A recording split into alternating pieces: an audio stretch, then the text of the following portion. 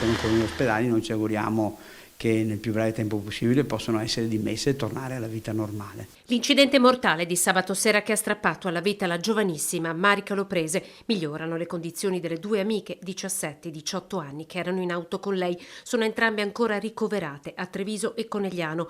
Per loro, se dovesse essere necessario, l'ULSS disporrà un servizio di supporto psicologico per curare anche le ferite dell'anima. Abbiamo e ringrazio i nostri psicologi ospedalieri che si fanno carico proprio di queste situazioni, quindi siamo a disposizione nel momento in cui ci chiederanno, noi veramente diamo la disponibilità. A 2 giorni dall'incidente, erano le 19 di sabato, le ragazze stavano raggiungendo gli amici ad una festa. Sembra prendere sempre più forma l'ipotesi che all'origine dello schianto vi sia una mancata precedenza da parte di Marica.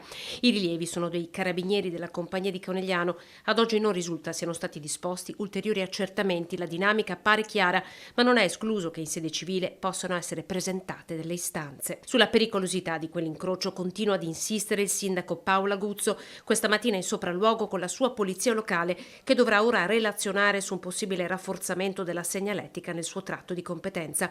Domani sarà invece inviata da Autovie una lettera con richiesta di confronto dallo stesso primo cittadino. Resta chiusa nel dolore la famiglia di Marica, il corpo è stato restituito alla famiglia, i funerali potranno tenersi già a metà settimana, mancherebbero solo alcune carte per fissare la data. All'Istituto Marco Fanno questa mattina c'è stato un momento di raccoglimento tra studenti e docenti per ricordare la ragazza.